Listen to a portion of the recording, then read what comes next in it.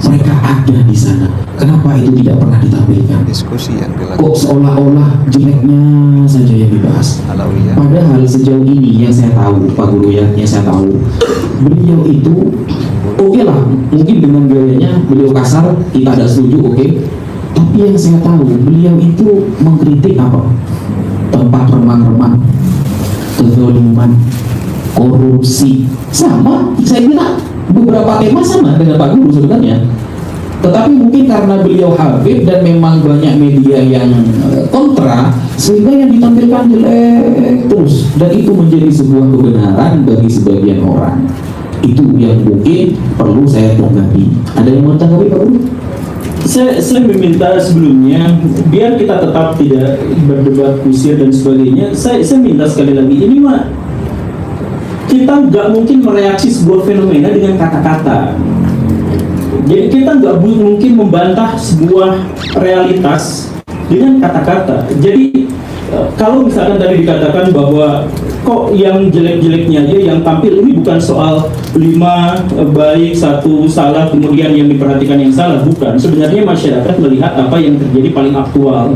Jadi kalau misalkan Pak Habib Rizik dalam konteks ini yang paling aktualnya itu justru adalah yang baik-baiknya, maka masyarakat pun akan berbalik. Jadi sebenarnya bukan soal banyak atau sedikit, tetapi yang paling aktual secara psikologis seperti itu. Tapi sekali lagi saya tidak akan berdebat soal itu karena ini adalah fenomena itu direaksi oleh kita. Misalkan kalau fenomena itu memojokkan kita, misalkan ada orang yang mengatakan bahwa Pak Guru Gembul itu bodoh, ilmunya tuh dari Google dan sebagainya, maka saya tidak akan membantah dengan oh saya gini, enggak, saya akan tunjukkan bahwa ilmu saya itu sampai taraf ini gitu. Bukan, jadi ditunjukkan dengan kata-kata, bukan ditunjukkan dengan perilaku. Jadi ayo kita misalkan langsung kita berdiskusi saja soal ini, kan judulnya diskusi ilmiah kan, seminar lah ya. Jadi ayo kita samakan terkait dengan yang dimaksud dengan ilmiah itu apa gitu. Jadi kemudian kita bahas misalkan yang tadi ada klaim-klaim sebentar tadi itu terkait dengan bahwa nasab itu adalah urusan dapur satu generasi atau dinasti tertentu, sehingga yang lain kecuali pihak-pihak yang memang memiliki otoritas tidak boleh berbicara. Ya ayo kita berbicara tentang hal-hal yang semacam itu. Kita misalkan masuk ke diskusinya. Gus Wafi dan Pak Syahab, saya mohon maaf, kita diskusi dulu yang Gus Wafi dan Pak Syahab pahami soal diskusi ilmiah itu apa? Kita sepakati dulu itu. Oke. Iya izin ya.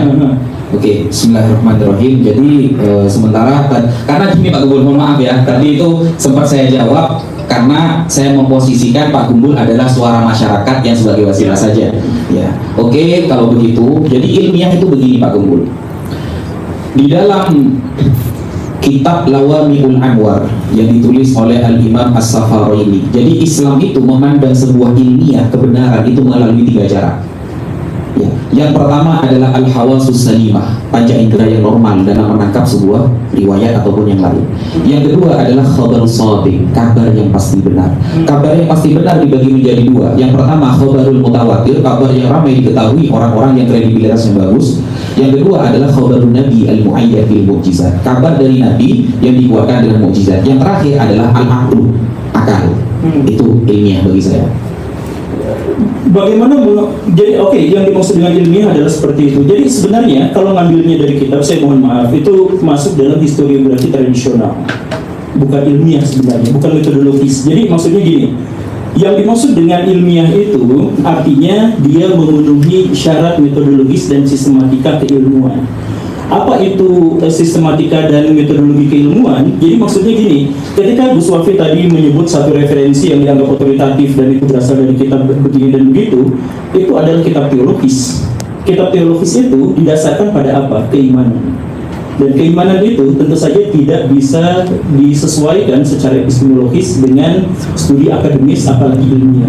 Jadi saya akan tarik ke lebih dasar dulu ya terkait dengan ilmiah itu. Mungkin Pak Gembul bisa menjelaskan ya, ilmiah versi Pak Gembul. Ya, ini ilmiah versi saya. Jadi bukan ilmiah versi saya, ini adalah ilmiah konsensus. Jadi yang dimaksud dengan ilmiah itu artinya sesuai dengan metodologi ilmiah dan disajikan dengan sistematika ilmiah. Apa yang dimaksud dengan metodologi dan sistematika ilmiah? Nah, yang sesuai dengan keilmuan. Ilmu itu apa? Ilmu itu adalah sistem pengetahuan. Jadi saya jelaskan begini ya. tadi kitab tadi itu masukkannya ke dalam kategori teologis. Kenapa teologis? Karena didasarkannya kepada kepercayaan. Sedangkan ilmiah itu didasarkan pada keilmuan dan pengetahuan. Kepercayaan dengan pengetahuan itu adalah dua hal yang berbeda. Misalkan di sini ada nggak yang tahu ilmu tentang Allah? Nggak ada. Yang percaya tentang Allah itu ada banyak di sini. Semua kaum muslimin itu percaya tentang Allah, tetapi tidak memiliki kadar pengetahuan atau ilmu pengetahuan tentang Allah. Bahkan diharamkan untuk mengetahui Allah karena tidak ada metodologinya. Jadi apa bedanya percaya dengan tahu? Coba misalkan di sini ada nggak yang tahu nggak yang dimaksud dengan tahu itu apa? Yang dimaksud, oh saya tahu bahwa Kiai Imad bikin tesis gitu. Nah yang dimaksud dengan tahu itu apa? Oke, saya jelasin. Yang dimaksud dengan tahu itu adalah penerimaan benak kita terhadap sebuah informasi yang terkonfirmasi secara indrawi. Itu tadi sudah dijelaskan sebenarnya. Jadi yang dimaksud dengan tahu itu adalah ada informasi dalam benak kita, informasi, dan kita terima informasi itu, tapi dengan konfirmasi secara indrawi. Jadi indrawi kita melihat. Jadi saya tahu di sini ada botol, tidak ada racunnya. Saya tahu bahwa di sini ada botol. Dari mana saya tahu? Apa yang dimaksud dengan tahu? Ada informasi dalam benak saya tentang botol saya, dan saya bisa membuktikannya secara indrawi dengan tangan, dengan mata, dengan telinga, dengan lidah dan sebagainya. Itu artinya saya tahu ini. Dan itu berbeda dengan percaya. Misalkan saya jelasin. Gus Wafi, kemarin ada salam dari Pangeran Diponegoro. Kemudian Gus Wafi bilang, oke, titip salam balik. Itu artinya beliau percaya pada saya, walaupun tanpa pembuktian indrawi. Oke ya, jadi itu yang dimaksud dengan percaya. Jadi saya percaya kepada Nabi Muhammad SAW bukan gara-gara saya bisa mengindra beliau, tetapi karena saya percaya, bahkan tanpa indrawi. Jadi ada informasi dalam benak saya terima. Makanya Islam itu pasrah kan? Artinya dengan atau tanpa pembuktian saya pasrah percaya pada sesuatu ini. Itulah yang namanya iman. Nah, karena kepercayaan itu tidak didasarkan pada indrawi, ujungnya adalah agama. Sedangkan pengetahuan itu ujungnya adalah ilmiah. Pengetahuan itu setelah kita tahu, kemudian berkolaborasi dengan pengetahuan-pengetahuan yang lain menjadi sebuah sistem, maka itu disebut sebagai ilmu. Nah, kajian terkait dengan ilmu disebutnya ilmiah. Gitu. Jadi ketika misalkan kita berbicara tentang nasab, ayo kita bahas, kan kesepakatannya ya, kita bahas secara ilmiah dengan metodologi ilmu. Nah, metodologi nasab yang tadi dibahas itu, saya mohon maaf dengan segala kerendahan hati saya katakan itu tidak sesuai dengan kaidah ilmiah, tidak sesuai dengan kaidah akademik. Makanya ketika saya menyatakan saya terpisah dengan Kiai Imad, saya menghormati beliau secara pribadi sama seperti menghormati Gus Wafi, tapi itu tidak sesuai dengan metodologi ilmiah.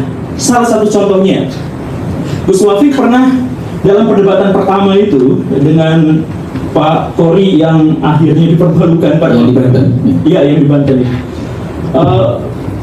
Gus Wafi bersama Pak Rumayel, bersama Pak Hanif Alatos itu mengatakan, kitab nasab mana yang mensyaratkan ada bukti sezaman, begitu kan? Betul. Itu artinya ilmu nasab tidak sesuai dengan kaidah ilmiah. Karena kaidah ilmiah berarti harus terbukti secara indrawi.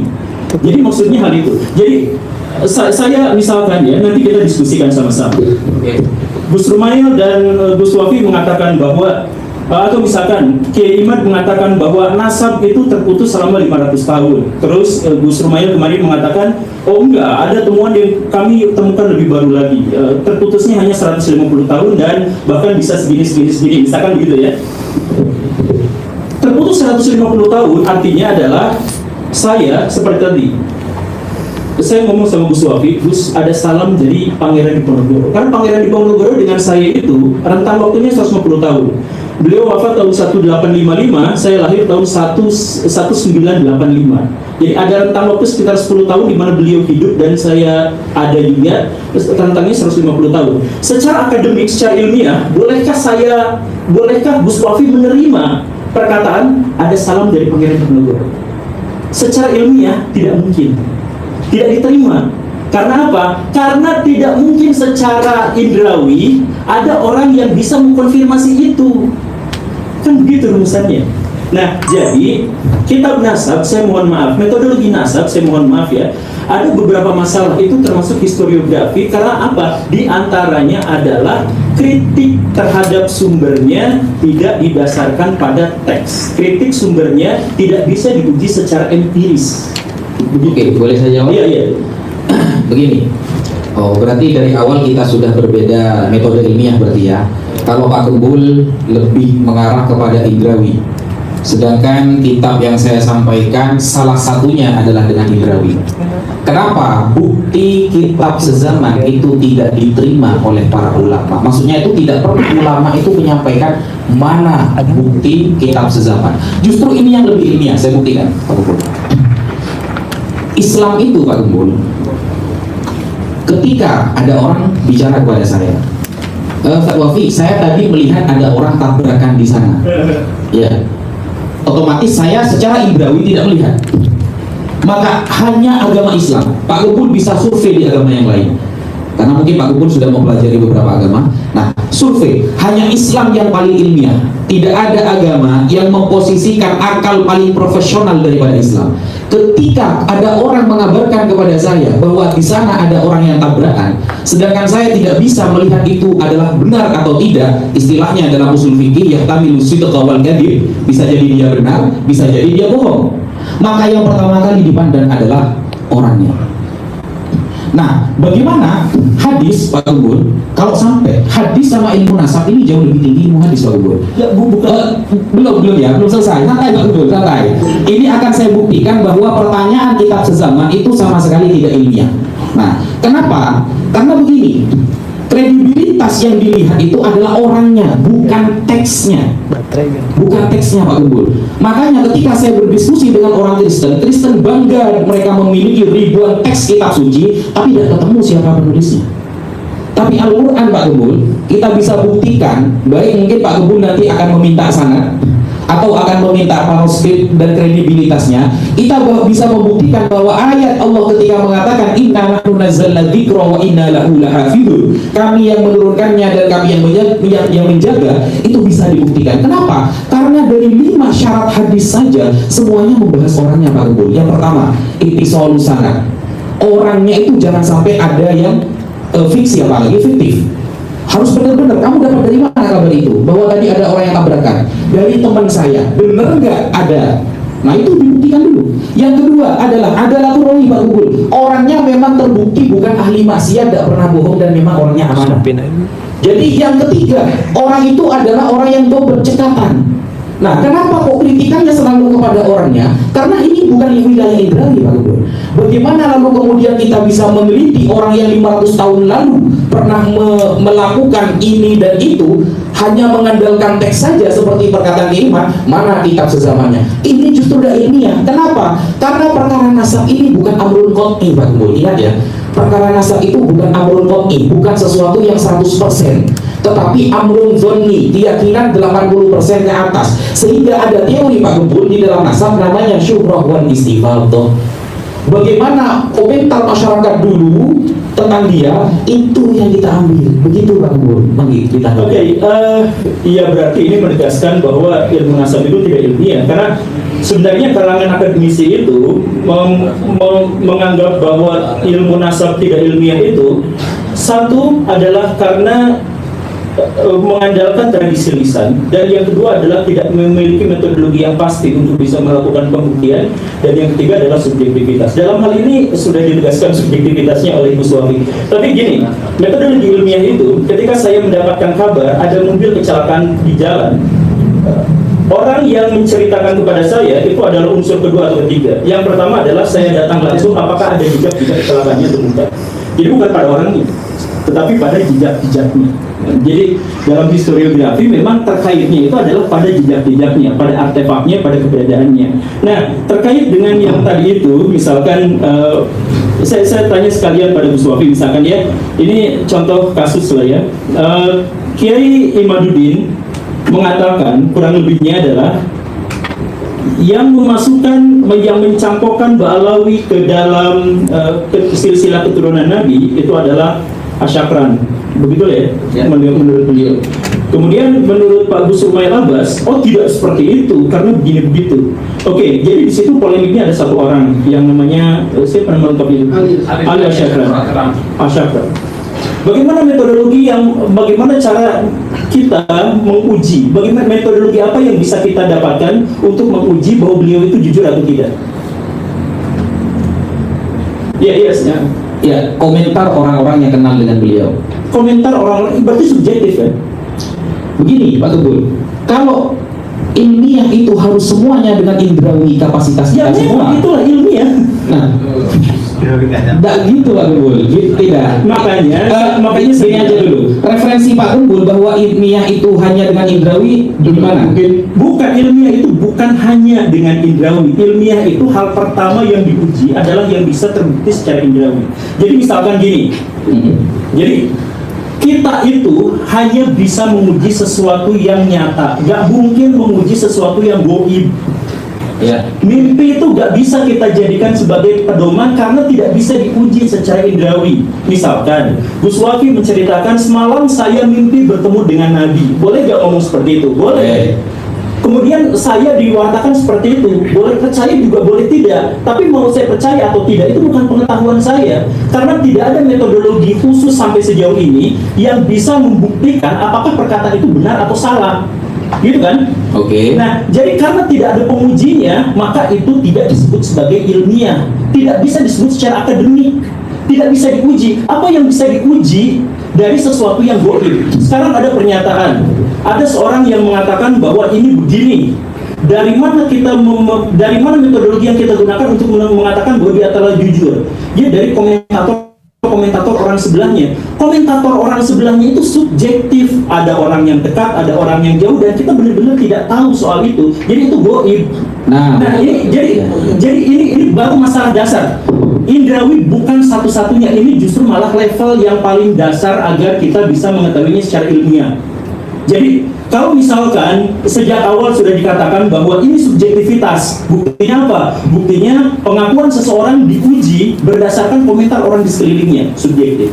Kemudian yang kedua, tidak didasarkan pada bukti-bukti sezaman dan sudah ditegaskan. Oke, sudah seperti itu. Dan kemudian yang ketiga itu subjektif, kemudian tidak didasarkan pada sezaman. Ya tidak sesuai dengan ini dan tidak memiliki metodologi verifikatif yang jelas, misalkan ya sudah selesai, artinya ini tidak lagi bisa ilmiah. Kalaupun misalkan nanti menyebutkan ini dari kitab-kitab, mohon maaf ya, itu bukan dari Islam, tapi itu adalah produk tradisi masyarakat Arab dan masyarakat Islam pada waktu itu. Karena Islam hanya memerintahkan untuk belajar ilmu nasab, bukan bagaimana menjelaskan metodologi nasab. Sehingga metodologi yang tadi dijelaskan itu bukan Islam dan tidak ilmiah. Itu hasil tradisi masyarakat pada waktu itu yang bisa dibantah, dan karena tidak misalkan ya, dan karena tidak sesuai dengan metodologi yang lebih modern, ya ayo kita diskusikan terkait ini gitu. Jadi sekali lagi ya, ada nggak cara selain secara subjektif tadi itu, ada nggak cara yang bisa menjelaskan dari mana Pak Ali Asyafran itu jujur misalkan? Oke, terima kasih banyak Pak Guru. Ini diskusi yang menarik ketika kita membahas tentang mengkritisi ilmu nasab. Ketika kita mengkritisi ilmu nasab, hak setiap orang. Pak Guru juga berhak mengkritisi ilmu nasab. Dan Robito Alawiyah ini lembaga pencatat nasab yang memang berpegang pada kaidah ilmu nasab. Kebetulan Kiai Imaduddin juga berpegang pada ilmu nasab. Ilmu nasab sama ilmu nasab ketemu diskusi kemarin bisa tuh. Jadi ketika ilmu nasabnya kita tidak punya pada platform yang sama, terus kita mengkritisi ilmu nasab, memang dia menjadi kritik bukan seputar isu nasabnya Pak Alwi, tapi kritik diskusi seputar seberapa ilmiah ilmu nasab. Itu pun juga mungkin menjadi tema yang menarik ke depan gitu ya, tentang seberapa ilmiah, seberapa bisa diterima ilmu nasab. Ilmu nasab ini seperti yang disampaikan oleh Gus Wafi, yang dipandang oleh Pak Guru sebagai ilmu yang mungkin tidak ilmiah, adalah metode yang digunakan secara generasi bergenerasi. Jadi kalau misalnya kita mau tanya Pak Guru baik apa enggak orangnya, tanya sama saya yang pernah ketemu, kita sezaman, kita bisa ngomong. Ketika kita mau tahu tentang si sumber Ali Asakram misalnya baik atau enggak, kita nggak bisa tanya sama orang yang hidup di zaman itu. Mau nggak mau baca tulisan, mau nggak mau baca siapa yang pernah mengutip tentang beliau itu, mau nggak mau, karena sumbernya itu. Apakah bisa memastikan? Ya nggak bisa. Bahkan saya ditanya tentang Pak Guru, baik nggak Pak Guru orangnya, saya jawab baik.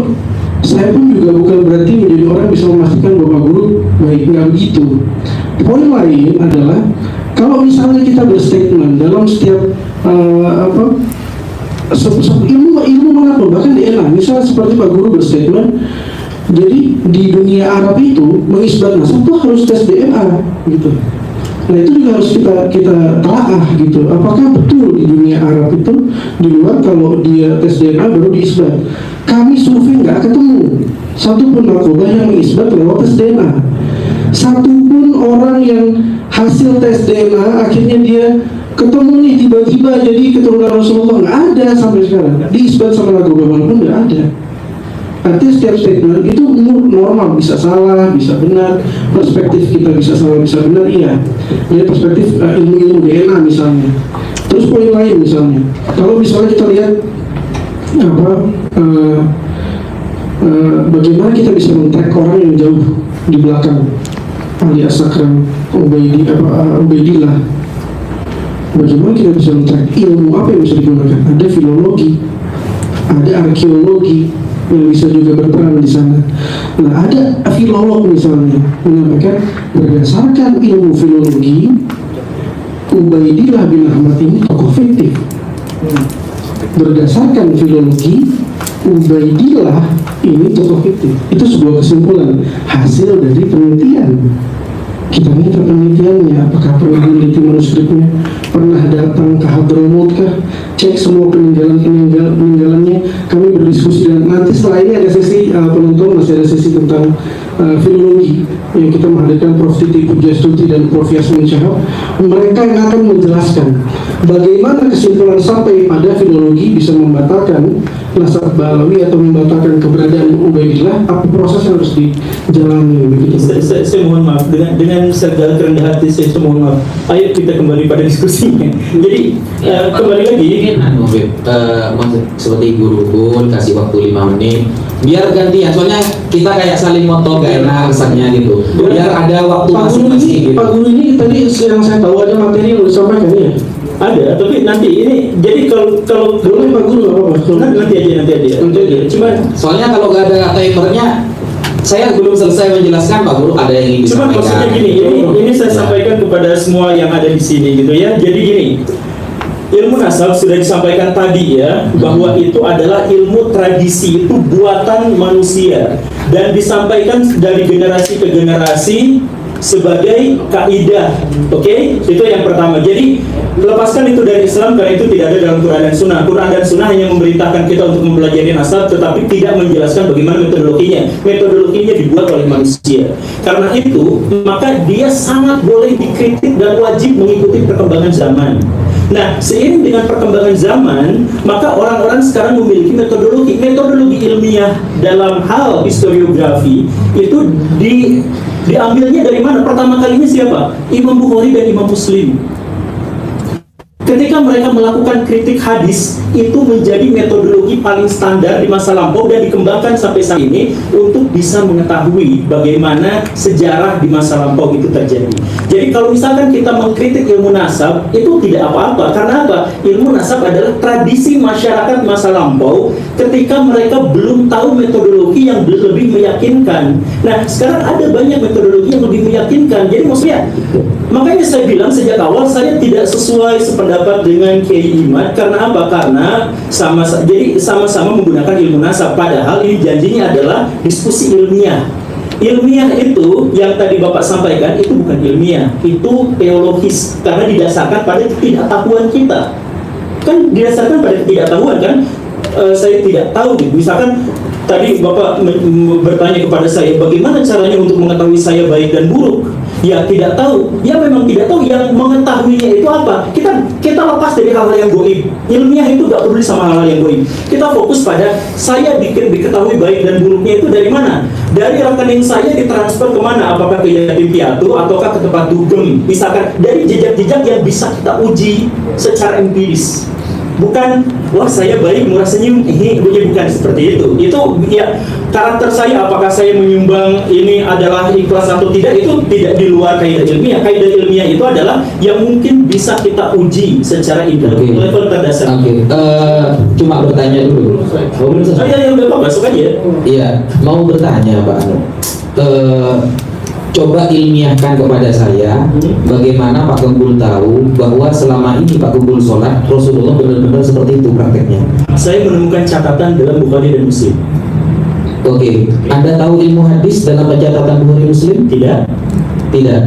Nah, itulah karena di dalam pencatatan hadis Pak Gembul ya sangat erat harus dalam penulisan hadis, bahkan Imam Bukhari Muslim itu sangat ketat. Jadi yang dipandang pertama dalam ilmu hadis adalah kredibilitas orang yang meriwayatkan Pak Guru, bukan tentang catatan dulu.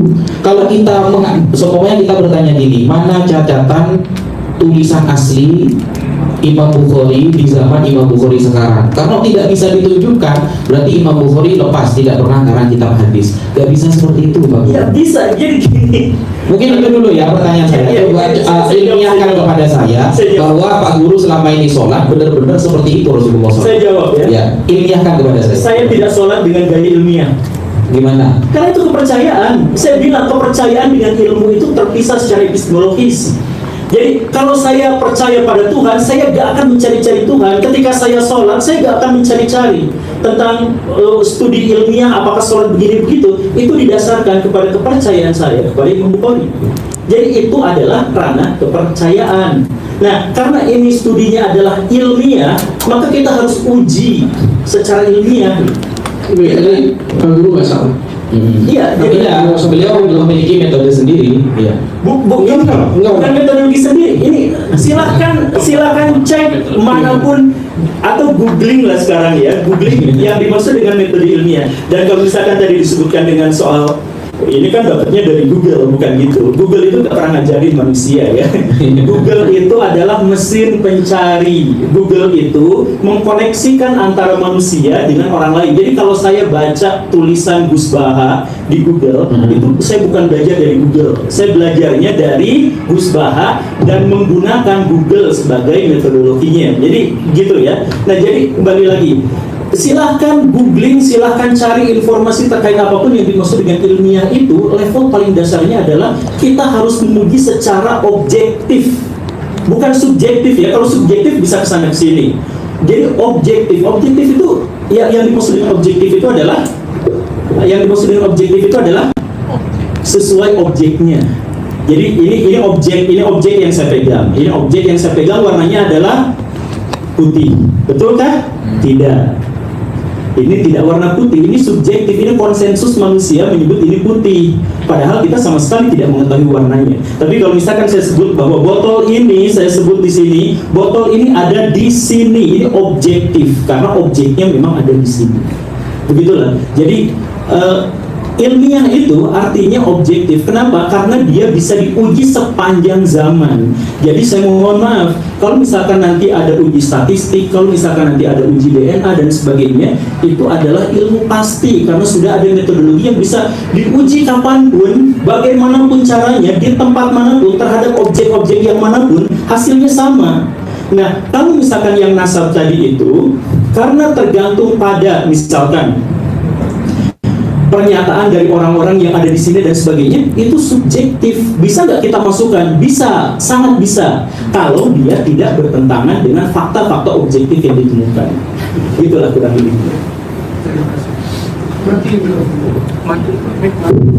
Tes.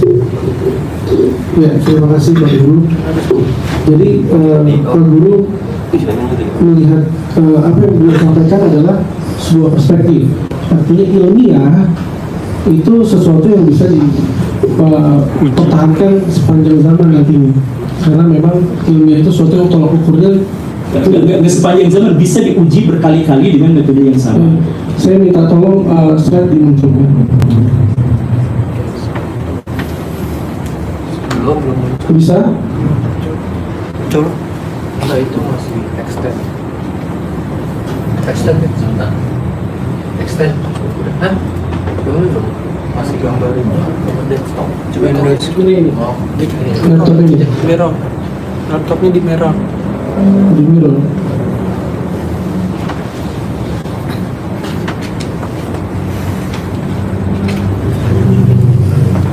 Gimana sih? Coba mungkin ada tim yang kesini. Iya, sini. Nah,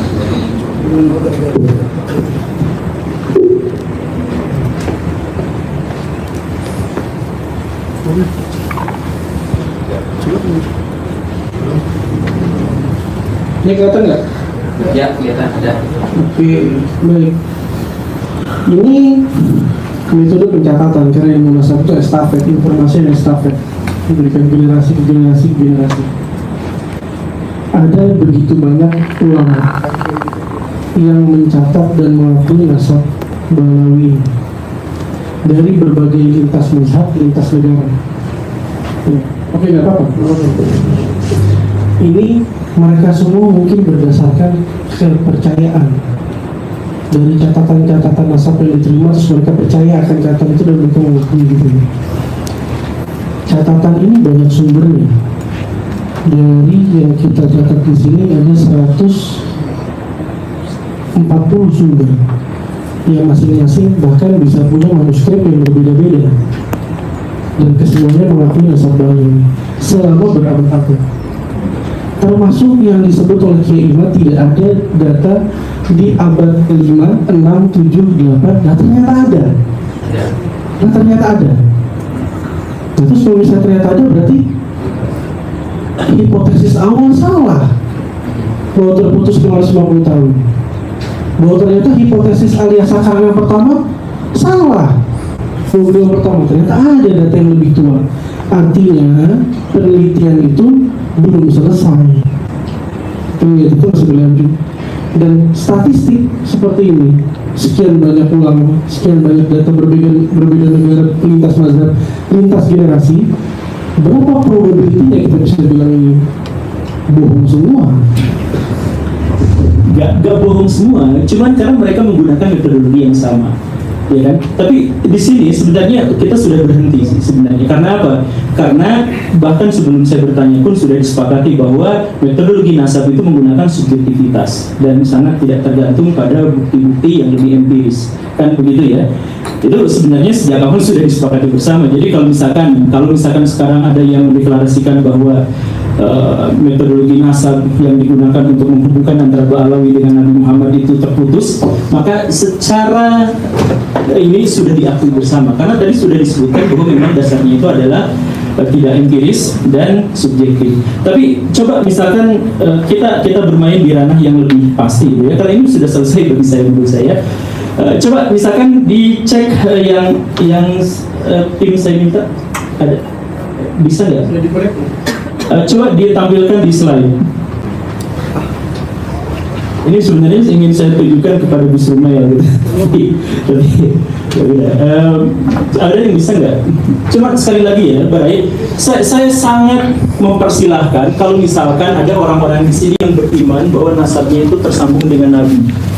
Kalau beriman, silahkan. Tapi karena judulnya adalah metode ilmiah, saya juga sebenarnya pengen mengkritik beberapa video dari pihak Robito Alawi di Nabawi ini karena tidak ilmiah gitu. Jadi walaupun menunjukkan fakta, tetapi bagaimana cara mengolah faktanya itu ternyata tidak ilmiah. Tapi gak apa-apa, nanti aja. Cuman maksud saya sekali lagi ya, kalau mau setuju, mau percaya dengan nasab Ba'alawi itu tersambung dengan Nabi, silahkan. Kalau mau percaya. Tapi metodologi ilmiah ini barusan sudah menegaskan dan kita mengetahui bersama, ada deklarasinya juga dari Gus Wafi dan Pak Syahab, bahwa ini kita tidak didasarkan kepada hal-hal yang semacam itu, tetapi didasarkan misalkan pada konsensus dari orang-orang yang di zamannya dan sebagainya. Tapi sekali lagi saya pengen di akhir ini, saya pengen nunjukin ada yang bisa, nggak bisa Pak Guru mau nampilin ini. Iya, yang nampilin saya udah kirimin ke Bapak ya, ke Akang. Saya kirimin di WA atau tim saya kirimin di WA mungkin. Atau nggak ada? Slide saya di off dulu, biar saya coba cek. Coba cek di WhatsApp. Baterai. Pak, maaf kamera saya masih nyala. Masih. Jadi sekali lagi ya, ini tidak berimplikasi apapun. Saya jelaskan sekali lagi bahwa secara ilmiah ini berarti definisi ilmiah. Sebenarnya saya belum selesai dengan statement Guru Gembul yang tadi, tapi ya karena Habib Fikri ingin menjelaskan sesuatu dan Pak Guru ya monggo lah, ada apa-apa. Mungkin di lain waktu saya lebih bisa bebas berdiskusi Ya, nanti dengan kalau beliau. di channel saya. Siap. Biar saya dapat aksen Bisa live YouTube, live TikTok silahkan. Iya, soalnya kayak ada yang tertahan saya sekarang ini. Saya nggak bisa buka filenya. PowerPoint. Iya, PowerPoint. Dan itu saya bikin ngasal aja, cuman pengen menunjukkan. Nanti di sini juga ada yang bisa menyimak. Saya sumbernya cuma dari internet, tapi silakan koreksi sama-sama. Iya, boleh. Siap Pak Guru. Kalau saya kesulitan bukanya bisa dibantu. Filenya Pak Guru. Pakai laptop dari sana aja deh. Saya kirim ke tim Nabawi ya. Tapi ya Bu Suwafi silakan aja, ini mumpung sambil nunggu gitu, kalau misalkan Iya. Iya. Kirim ke aku.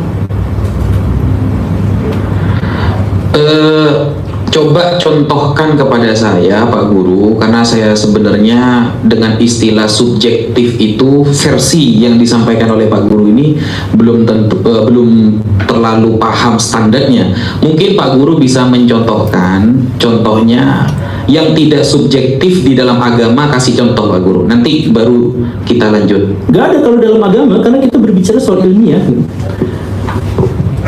Berarti agama ini menurut Pak Guru di seluruh bab-babnya tidak ada yang ilmiah. Ada Contoh, nah itu contoh apa di agama yang menurut Pak Guru itu ilmiah seperti itu. bahwa figur Nabi Muhammad adalah tokoh historis, itu nyata, itu terbukti secara ilmiah. Dari mana Pak Guru tahu kalau Nabi Muhammad dulu orang baik?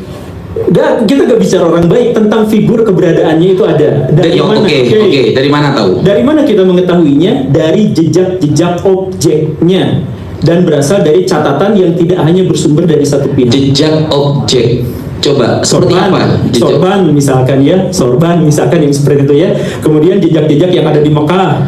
Dari mana Pak Guru tahu bahwa kuburan itu benar-benar kuburan Rasulullah? Gak ada. Subjektif dong. Iya, pada bagiannya subjektif kan, saya nggak bilang. Akhirnya kan subjektif semua kalau gitu Pak Guru. Bukan, saya nggak.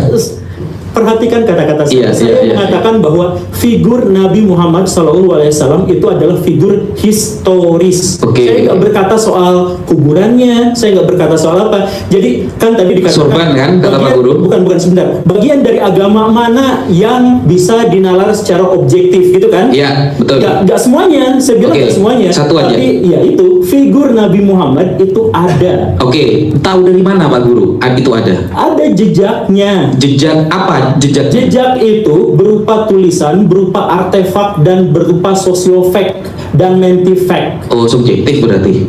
Karena dari artefak dan tulisan seperti sabda-sabdanya semuanya adalah kabar dari orang-orang yang dia itu belum tentu kita tahu beberapa orang ini sepakat dalam kebohongan apa tidak. Bukan. Kan subjektif juga berarti Pak Guru. Sama-sama tahu dari perspektif orang. Jadi gini ya. Jadi gini, yang sekali lagi ya, yang iya, tahu dari mana kalau kuburan itu kuburan Rasulullah? Saya nggak bilang soal subjektif juga akhirnya. Kenapa ya? Saya nggak bilang soal kuburan. Sorban lah contohnya. Saya bahkan nggak bilang soal sorban. Sudah. Saya bilang soal figur. Filenya udah muncul di layar. Oke. Iya. Jadi ini agak susah memang. Nanti sorbannya Ubaidillah kita keluarin di sini. Coba ini tolong dikonfirmasi, saya hanya ngambil dari internet karena saya tidak memiliki akses terhadap manuskrip dari Baitul Halawiyah. Ini saya ambil kecil sekali ya, tapi gak apa-apa lah. Saya tunjukkan aja nanti secara ini ya. Mungkin lihat di belakang bisa. Iya, ini kelihatan ya, dari sini kelihatan. Nah ini adalah nasab dari silsilah dari Pak Habib Rizik yang karena saya hanya bisa menemukan yang dari sini. Ini saya nggak tahu benar atau enggak, tapi silakan cek di sini apakah Pak Habib Rizik itu adalah bin Husain bin Muhammad bin Husain bin Abdullah bin Husain bin Muhammad bin Syekh bin Muhammad bin Ali bin Muhammad dan seterusnya Ahmad Syahbudin sampai ke Fatimah Az-Zahra. Ini ada yang salah nggak? Kalau misalkan mau dicek silakan dicek. Fatimah Az-Zahra Husain Zainal. Yang bisa memastikan ada Ustaz Ahmad sama apa Habib Syekh. Saya ambil dari ini. Oke. Nah, sekarang dari catatan di internet yang saya ketahui dari sini, saya mohon maaf ya. Oke. Tahun kelahirannya adalah dari Ali itu tahun 80, kemudian M Jamaluddin tahun 200 dan seterusnya. Ini ada pointer gak sih? Mohon maaf. Gak ada. Ya udah, kalau nggak ada apa? Nggak usah. Saya lagi menggebu-gebu. Oke. Lanjut ke slide selanjutnya ya. Kalau memang ini memang seperti ini ya saja. Oke, slide selanjutnya. Tolong dibantuin Habib Syekh dong. Slide selanjutnya. Oke, slide selanjutnya sambil menunggu Pak Habib itu. Next slide. Slide. Oke. Ini secara metodologis ya. Ini adalah garis ketika Rabi'ah Alawiyah dibentuk. Betul ya? Sekitar 1280 sampai 1340 Hijriah ya. Betul ya? Nah, kemudian yang ada di situ nah ini ada yang saya garisin warna merah itu mungkin kebalik nulis di internetnya. Jadi saya minta klarifikasinya dari orang yang bersangkutan. Ini benar kan kebalik? Jadi lahirnya yang Ali Walidul Fiqh itu 630, tapi putranya malah lahir tahun 500. Kebalik ya? Ini yang sudah beredar di internet. Jadi saya yakinkan itu kebalik, nggak apa-apa lah. Anggaplah semoga di kitab nasabnya juga memang tidak terbalik. Tapi makanya saya merahin dan saya anggap itu mungkin salah cetak aja lah ya. Yang nulis siapa itu di internet? Ya itu makanya saya minta klarifikasi di sini ada nggak? Karena saya dapatnya dari internet gitu. Kita nggak pakai tahun. Nggak pakai tahun. Nggak pakai tahun. Oke. Jadi ada nggak yang bisa mengkonfirmasi? Kalau misalkan ini Bisa. Kita panggilkan Maktab Daimi sekarang. Oke. Atau Maktab Daimi. Kalau silsilahnya ya, tapi kalau dengan tahun Oke. Ini soalnya beliau sudah sampaikan dari awal. Ini dari internet. Ya, ini makanya saya minta ada orang di sini yang bisa mengkonfirmasi apakah ini benar atau salah. Karena saya menemukan di sini ada kejanggalan-kejanggalan, makanya saya merahin itu. Saya yakin ini dari nasabnya pasti keliru ini. Nasabnya nggak mungkin kayak gini, itu di internetnya disampaikannya mungkin salah. Tapi ini dari pihak Pak Habib sih kalau nggak salah. Ditampilkan ini nasab saya gitu. Tapi saya juga nggak bisa mengkonfirmasi, jadi udah saya tunggu aja.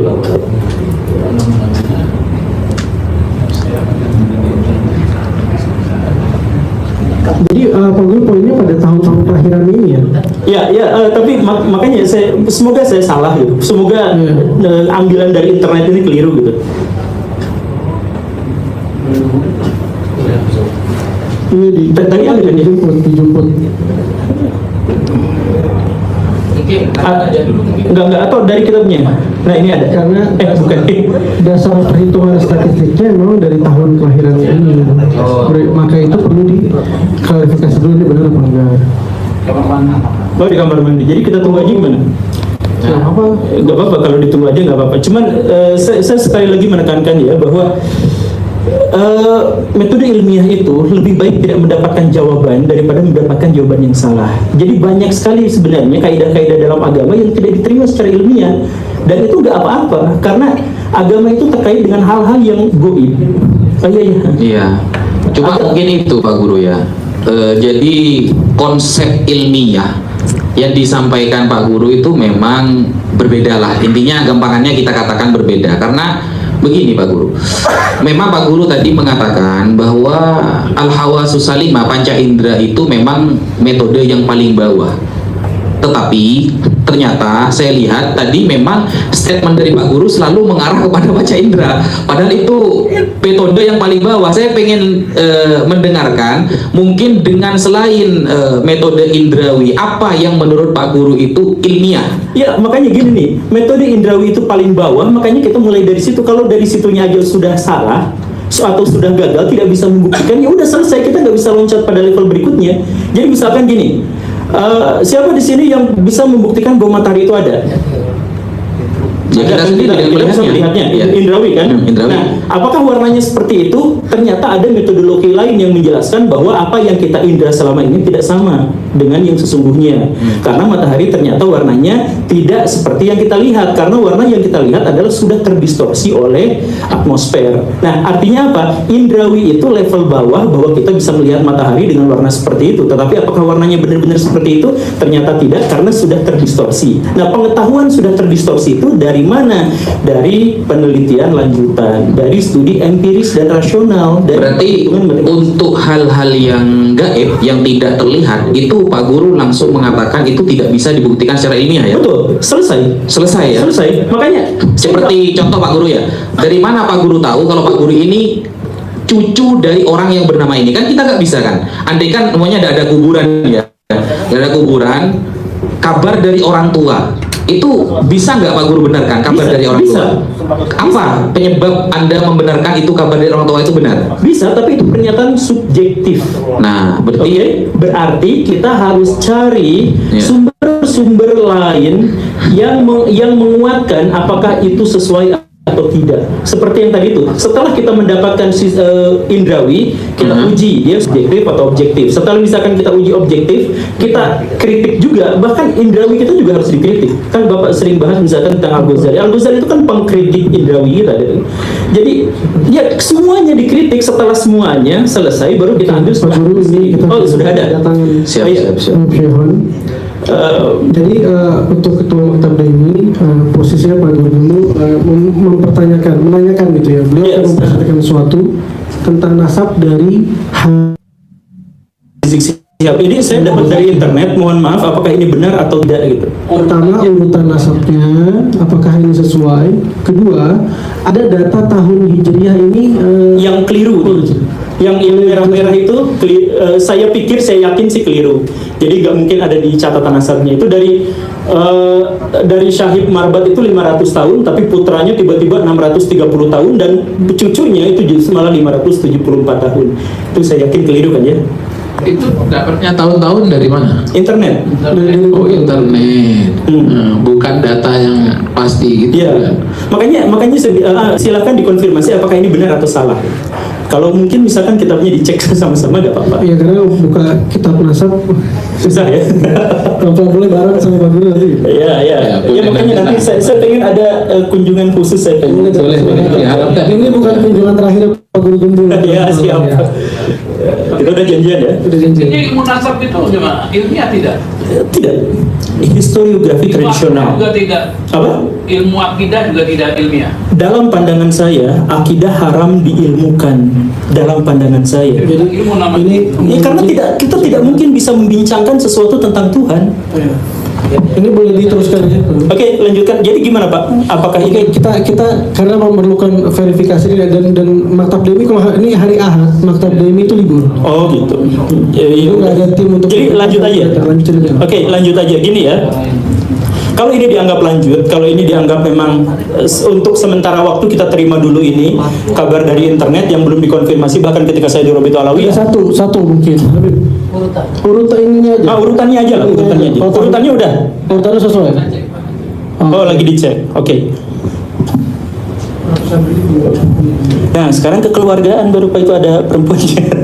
Oh, jadi keluarga itu harus ada perempuan, harus ada anak kecil. Ya kalau laki-laki semua ngeri Pak. Iya. Nanti Bapak dituduh pendukung. Oke, saya dulu. Iya, silakan.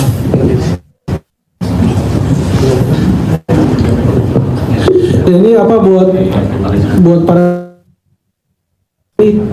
ketemu ngobrol begini bukan berarti ujungnya itu harus ada menang kalah kesimpulan bersama tuh nggak begitu. Itu sharing seperti ini bukan berarti tujuannya ke sana. Ya, dan alhamdulillah ketika langsung bertemu dengan Pak Guru, minimal kita sudah tahu, oh begini cara berpikir beliau, oh ternyata cara berpikir saya seperti ini. Jadi kita bisa tahu di mana letak perbedaan dan cara menjelaskannya seperti itu.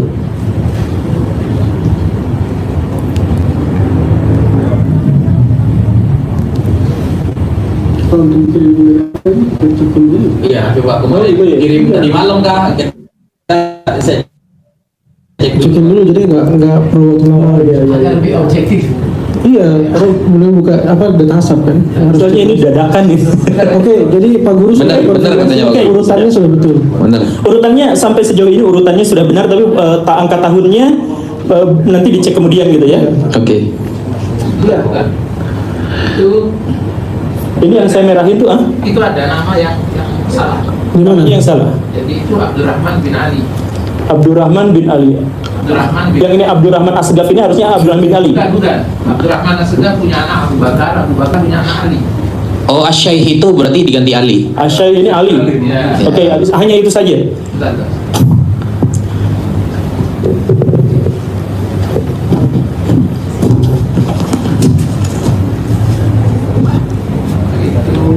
Itu nama Sum'ah itu Muhammad. Yang mana? Ya, nggak apa-apa. Itu Nggak apa-apa. itu julukannya. Oh, nama julukan, tapi benar julukan ini. Ya, saya- Oh, iya, oke. Itu nama daerah. Ya. Lanjut Pak Guru. Cepetin dulu. Oh, ini. Nah, ini. Siap. Lanjut. Oke, saya berprasangka baik saja bahwa catatan ini memang sejak awal salah gitu. Jadi yang bukan sejak awal salah, yang nulis di internetnya itu ini salah nih. Karena dia lahir tahun 630, kemudian anaknya malah 500, kemudian anak berikutnya itu sama 600. Ini makanya saya merahin, saya tidak masukkan ini sebagai argumentasi. Tapi coba misalkan ini adalah salah satu dari nasab yang bisa saya akses di internet ya. Di sini ada angka tahun 200, tahun 240, tahun 260, tahun 320 dan seterusnya sampai yang merah ini. Tapi yang merah tidak saya ikutin, tapi yang di sini aja. Di sini secara statistik ini sangat-sangat tidak mungkin. Ini statistiknya ya. Jadi kalau misalkan saya jelasin gini. Kalau saya tunjuk random orang yang ada di sini, siapa yang lahirnya, atau misalkan kita tunjuk random aja orang banyak gitu ya. Kita tunjuk siapa, saya akan tunjuk satu orang gitu. Maka peluangnya, probabilitasnya, saya menunjuk orang yang lahir di tahun yang belakangnya genap puluhan, itu 1/10 kemungkinannya. Itu pasti secara statistik begitu. Iya kan? Jadi saya tunjuk aja sembarang orang di sini, misalkan di kerumunan orang dari anak kecil sampai orang dewasa, kemungkinannya itu pasti 1/10 karena angka memang cuma 1/10, 1 sampai 10 gitu kan, atau 0 sampai 9. 1/10. Nah, tapi kalau misalkan ada tertulis 200, 400, 6 dan seterusnya sampai ke bawah, ini sampai 1 2 3 4 5 6 7 8 9, ada 9, artinya apa? Probabilitasnya, kemungkinan untuk bisa lahir keluarga dengan nasab, runtutan nasab seperti ini adalah 1/1 miliar. Itu kemungkinannya. Jadi kemungkinan untuk ini benar seperti ini 1/1 miliar. Dan secara ilmiah ini sudah bisa disebut sebagai mustahil. Tidak mungkin. Dan yang luar biasanya adalah setelah ini saya coret, padahal ini juga sebenarnya masuk kategori. Nah, di sini ada Faqih Muqaddam, itu beda sendiri. Angkanya tidak sama seperti yang lain, tapi ini 574. Benar-benar akurat sampai ke 4-4-nya. Kenapa? Karena beliau tercatat sungguhan. Yang lain mungkin an. Oke, kita lanjut lagi. Di sini balik lagi setelah ini kan Pak Abu Bakar Asyakran ini. Coba slide berikut saya, mohon maaf. Yang megang ini di slide berikutnya. Nah, udah. Nah, Faqih Muqaddam itu saya sebutkan di sini baik-baik saja, tidak jadi masalah. Kemudian di sini ada masalah lagi. Nah, penulisan menurut Pak Kiai Imaduddin, masalahnya tuh di sini, masalahnya. Saya tidak bisa mengkonfirmasi karena saya tidak pernah bertemu dengan beliau. Cuman di sini ini adanya angkanya tidak nol genap belakangnya itu. Menunjukkan apa? Beliau memang benar-benar menuliskannya. Tapi menuliskannya pas zaman beliau dan ayah beliau dan kakek beliau. Makanya namanya pas. Sisanya cuman ini saja yang tidak, karena itu adalah tokoh terkemuka dari Ba'alawi. Nah, sisanya ini 0,000000, ini adalah kemungkinannya, probabilitasnya, peluangnya 1/1 miliar kemungkinannya. Dan ini coba kita cek dengan yang di atas. Ini yang ditulis bukan hanya dari dalam klan Ba'alawi, tapi dari semua. dari semua catatan sejarah juga nama Ja'far Shadiq, kemudian putranya, kemudian Muhammad Al-Baqir dan seterusnya, ini tidak.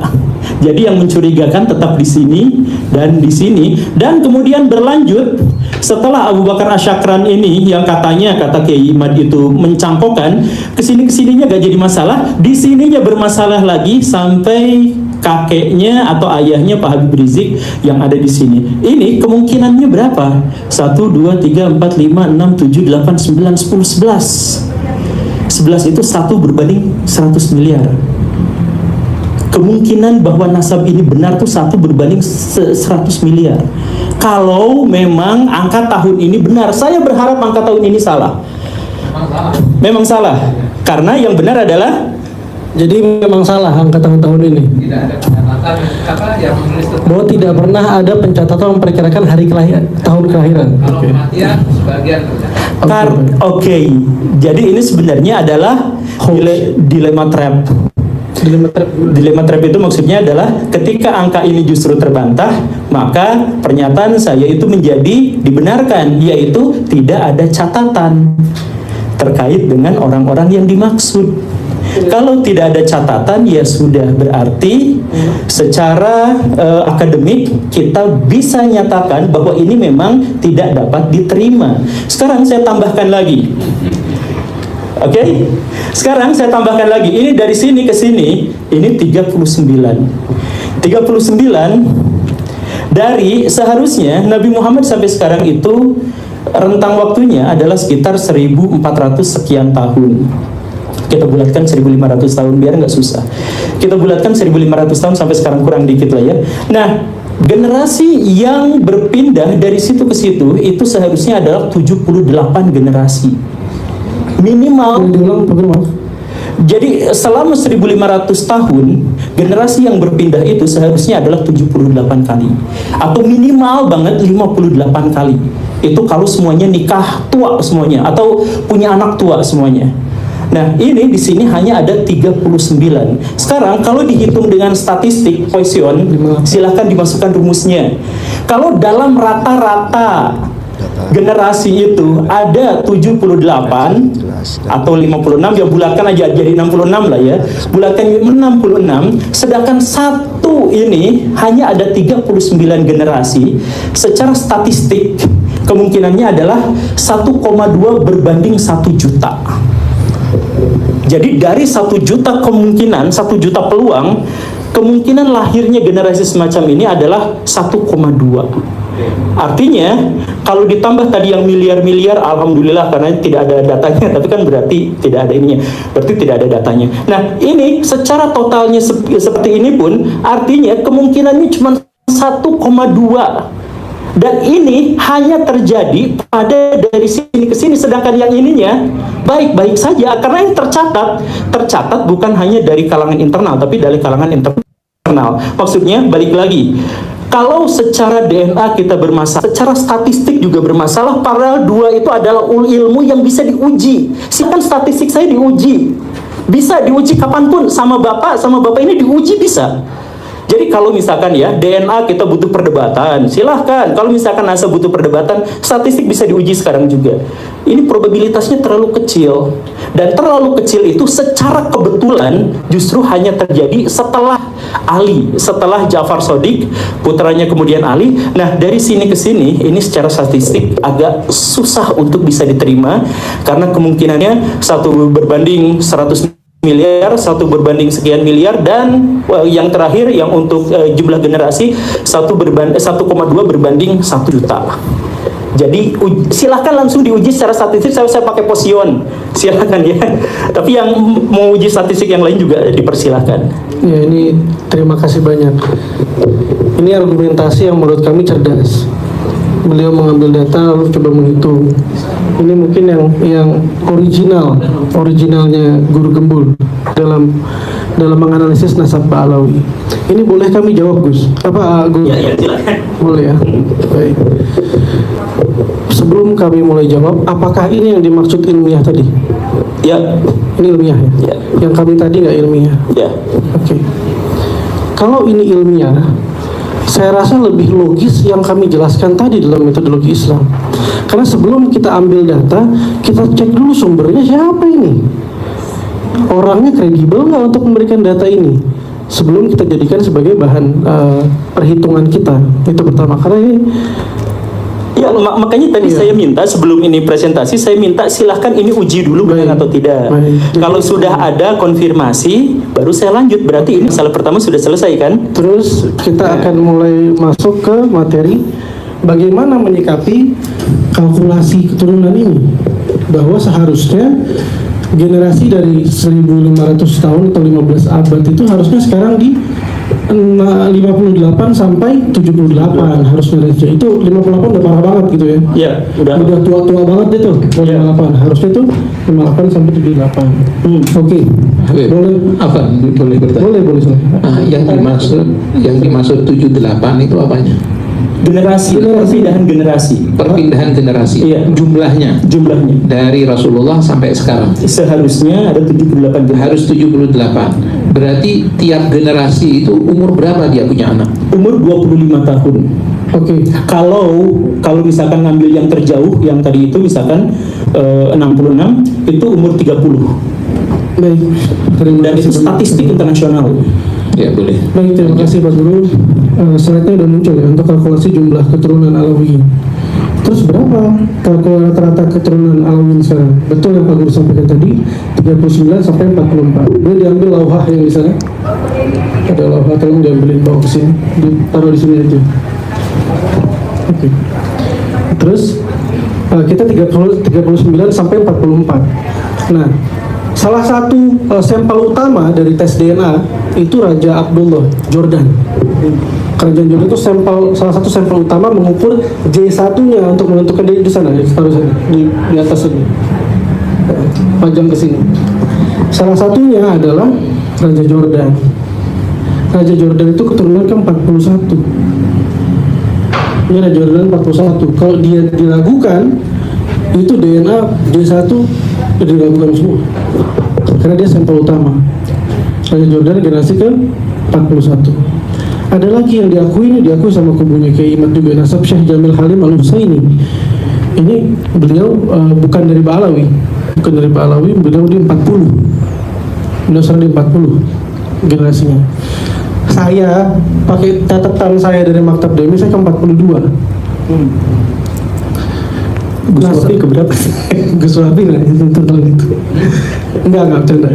Nasab Raja Maroko diakui juga sama banyak pihak, seluruh pihak, keturunan ke-40. Al-Ahdal Al-Mahdali 43, 44. Ada yang 38, 37 malah lebih mengerikan lagi dari Habib Rizik ini. 38, 37. Khalil Al-Musawi di tahun 1935 tercatat urutan ke-35 dia. Kalau ditambah 45 generasi ke sekarang, berarti generasi sekarangnya 39 atau 40. Masih mengerikan nih secara statistik.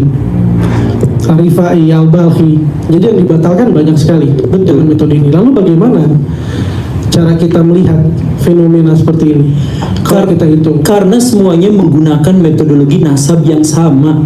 ya kita jawab sampai lengkap dulu insyaallah. Nah, ada average 42, 43, 41 sebagai average. Ada juga memang dia yang di luar dari itu. Bahwa dalam normal distribution mungkin ada yang dia keluar dari average itu. Dia bisa mungkin 36 sendiri atau dia 49 sendiri di luar dari average data yang dikolek secara umum. Betul. Terus apa faktor-faktor yang mempengaruhi? Memang banyak. Seperti misalnya saya punya paman itu, ibu saya sendiri itu anak ke-7 perempuan, anak ke-8 laki-laki. Paman saya laki-laki ke-8, jadi 7 perempuan, ke-8 baru laki-laki. Ada faktor-faktor seperti itu banyak. Dan di Maktab Daimi menghadapi hal seperti itu nggak sedikit, nggak 1-2 kasus. Yang dia itu bukan lahir di umur ayahnya 25. Ayahnya umur 60, ayahnya umur 70, 90 ada data dokter ini. Umur 90. Mungkin sebelum saya lanjutkan sedikit aja, apa sih kasus-kasus yang dilihat di Maktab Daimi tentang faktor-faktor yang mempengaruhi ini? Faktor usia Ya. menikah dan kelahiran. Kenapa bisa ada data yang jauh itu? Ana mungkin bisa kasih contoh Al-Fakir sendiri. Jadi anak punya Habib itu, abahnya anak punya Walidi, dia menikah. Dari beberapa kali proses menikah tidak mempunyai anak seorang laki-laki. Sampai di usia 45 tahun baru punya seorang anak laki-laki, yaitu ayah saya. Saat umur 45 tahun. Berikutnya itu kelahiran dari kakek saya itu 1886. Akhirnya itu datanya ada. Berikutnya saya punya ayah itu lahir 1911. Akhirnya datanya juga ada. Kawin ayah saya di usia 18 tahun. Kawin pertama sampai kawin berapa kali, dan terakhir punya anak saya di usia 65 tahun. Anak yang ke-16. Dia Itu bahwa ketua maktab Dewi kita anak ke-16 dilahirkan ketika usia ayahnya 65 tahun. 68 65 tahun. 65 tahun. Dari tahun 1911 pada tahun 1976 memiliki anak saya. Berikutnya saya kawin pada usia 33 tahun, dan anak saya yang ketiga ya, bukan yang terakhir. Saya mempunyai anak itu pada usia 43 tahun. Itu sebagai contoh. Jadi dalam 100 tahun hanya 2 generasi. Dari 1900 sampai tahun 2000 itu hanya ada 2 generasi, yaitu ayah saya dan saya sendiri. Nah, untuk berikutnya dari tahun 2000 masih 2 generasi lagi nih. Baik. Dan itu banyak kita dapati. Ada sebuah kasus dan itu sebagian masih ada di Jombang. Itu ada satu sayyid, dia mempunyai anak saat usia 90 tahun.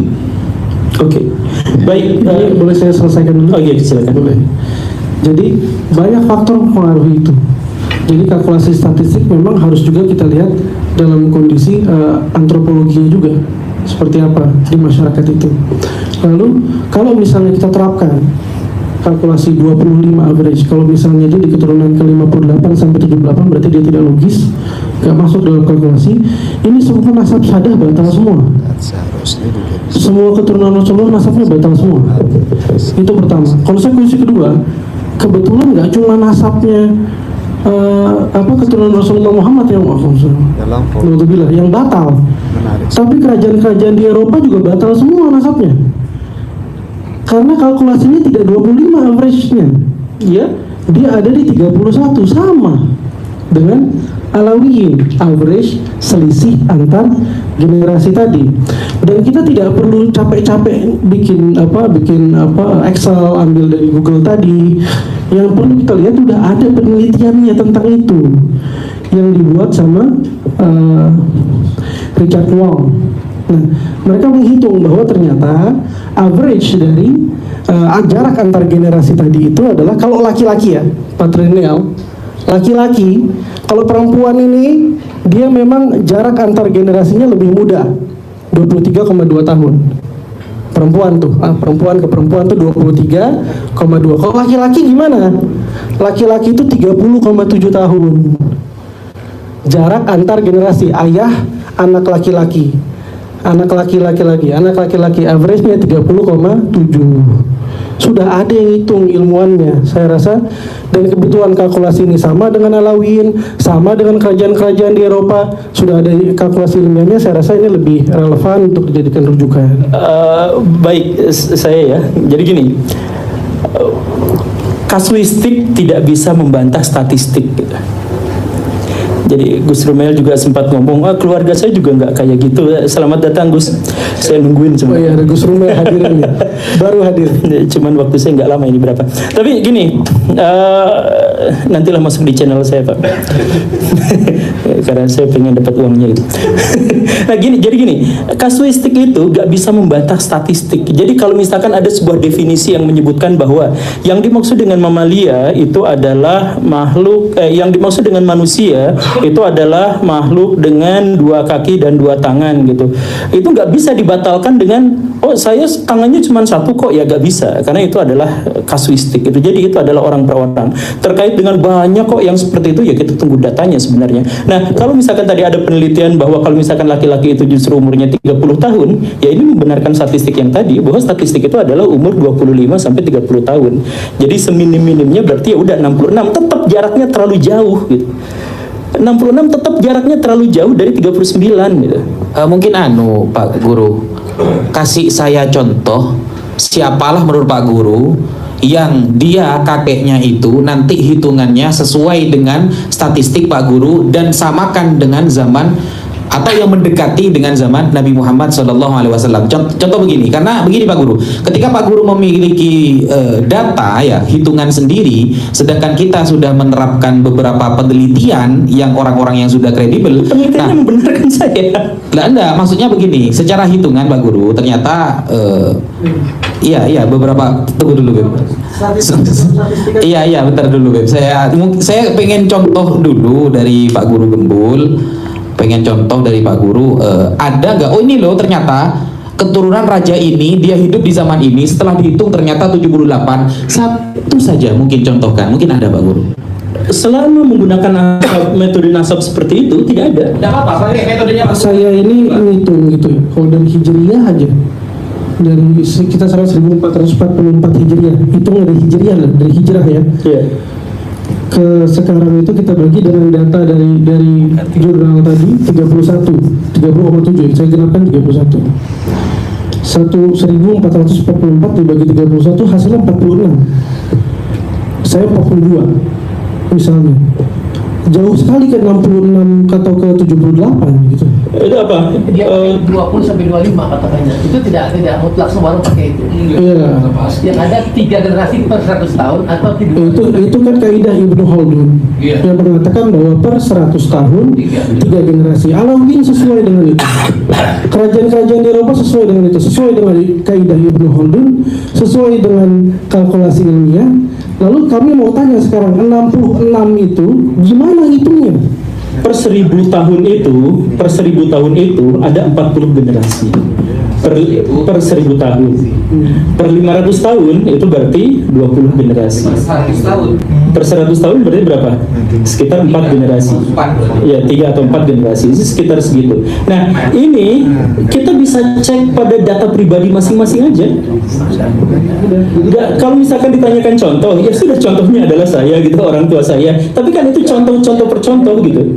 Maksudnya gini Pak Guru, ketika Pak Guru membawakan sebuah statement tadi bahwa nasabnya Habib Rizik ini seharusnya kalau menghitung dengan cara Pak Guru kan 70-an, ternyata kenyataannya 79.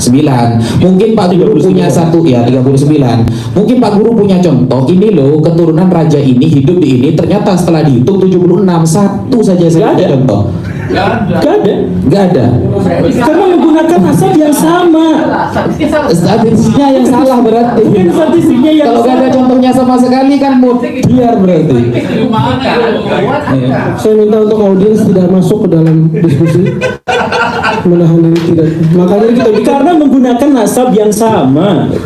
Iya kan, raja yang tadi juga menggunakan nasab yang sama kan. ya, jadi ini saya rasa kami menghargai bahwa pertama begini, ini penting bahwa ketika seseorang mengkritisi, menguji nasab Alawi itu membuka pintu-pintu ilmu. Kita nggak mendalami kalau nggak Pak Guru menanyakan itu. Dan salah satu kalkulasi ini dengan statistik ini adalah upaya kritik yang luar biasa menurut saya. Karena ini baik sekali menghitung secara statistik. Lebih enak sebetulnya kita melihat yang ini ilmiah ya dibanding yang ini. Saya rasa itu. Oke, ada tambahan mungkin. Ini sudah jam 1:10. Ini Pak Guru menyita waktu saya undangan. Ya tapi silakan Baraya semuanya uji masing-masing. Jadi ini di sini memang ada kesulitan sedikit tentang kita masih terbiasa dengan metodologi nasab, sedangkan saya justru secara dekonstruktif menjelaskan bahwa tradisi nasab itu adalah tidak memenuhi kategori atau tidak memenuhi karakteristik dari ilmu ilmiah. Nah, tapi ya karena sekarang waktunya memang sudah habis. Cuman, nah itu ada Gus Rumail, nanti kapan-kapan kita diskusi di channel saya dan sama Gus Wapi nanti bahas di ini. Jadi sebenarnya itu yang statistik itu saya hanya menegaskan bahwa salah satu contoh, kalau misalkan kita tes dengan metodologi yang lain, maka nasab ini menjadi sesuatu yang dipertanyakan.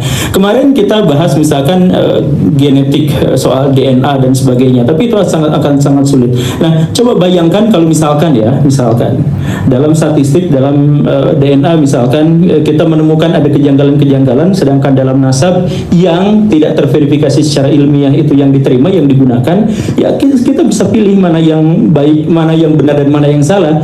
Kalau misalkan ada di sini yang mau beriman dengan Ba'alawi, dengan runtutan nasab dan sebagainya, itu sangat dipersilahkan. Tapi dalam uji ilmiah itu sebenarnya adalah kepercayaan, dan kepercayaan setiap orang dipersilahkan. Cuman kalau misalkan untuk ukuran pengetahuan, mari kita uji dalam uji-uji empiris. Itu penutupan dari saya. Terima kasih banyak kehadiran Pak Guru Gembul, sangat kami apresiasi keterbukaan beliau, kejujuran beliau.